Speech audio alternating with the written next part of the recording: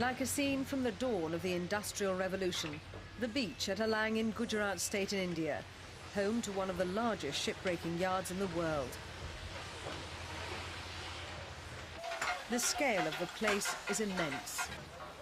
Vessels from every corner of the globe end up here. And the Indian demolition crews swarm over them in their hundreds, cutting and removing everything within reach. The sheet metal is carried off in sections. And taken to this area, where it's cut up again into manageable pieces with oxyacetylene torches.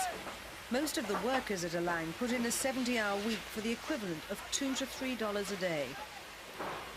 Few of the welders have even the most rudimentary form of eye protection.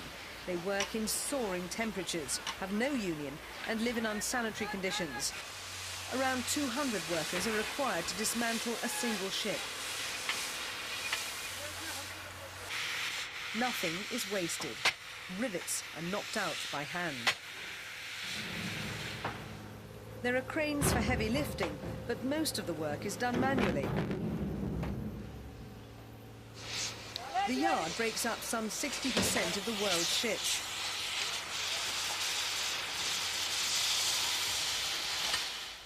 The fittings and parts are carefully sorted to be sold or recycled.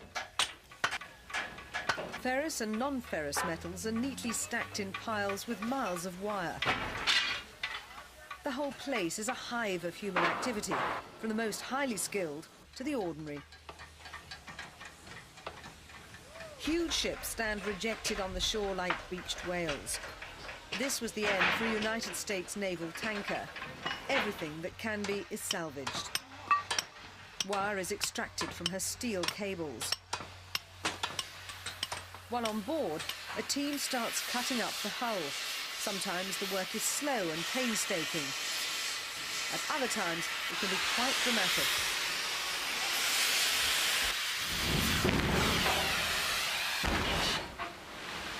To demolish a 5,000-ton vessel takes about 2 or 3 months. A nearby United States warship received similar treatment.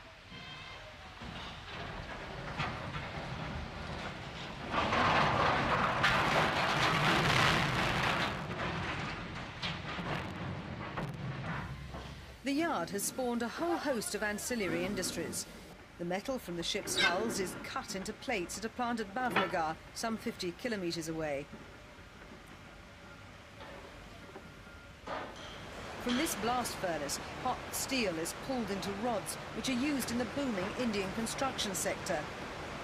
For those who buy the ships for salvage, the profit margins are good. More than 200 vessels are broken up every year, and the markup is high. The government also benefits because steel imports are reduced, thus saving foreign exchange. The yard ensures a steady supply of the valuable material.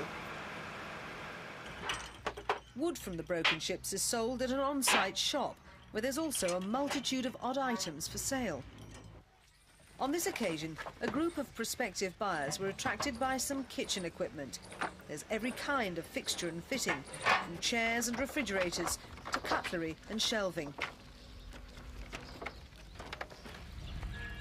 The whole operation is run by the Gujarat Maritime Board. So its chairman sees a bright future ahead. And the prospects are indeed very bright, because looking to the world shipping fleet today, a very large number of ships will become due for being discarded and subsequently broken. And the breaking potential worldwide is quite limited at this stage of time, because some of the conventional ship-breaking countries have withdrawn from this activity over the last 4 or 5 years. And amongst the very few countries that are now really in a position to handle this, I believe India is amongst the leading countries amongst them. And there is going to be a very huge potential for ship breaking over the last decade or so. The breaking method adopted at Alanga is called the beaching method, which elementary is a very simple method primarily. What is done is that at the time of high tide, the ship is simply brought right up to the coast and grounded, and thereafter the breaking begins. The yard, which was established in 1983, has about 80 separate work areas. and there are plans to extend it. Any size and shape of vessel can be accommodated.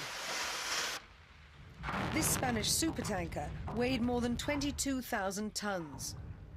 Her superstructure was no match for the demolition men. Eventually, she'll be reduced to a pile of scrap metal.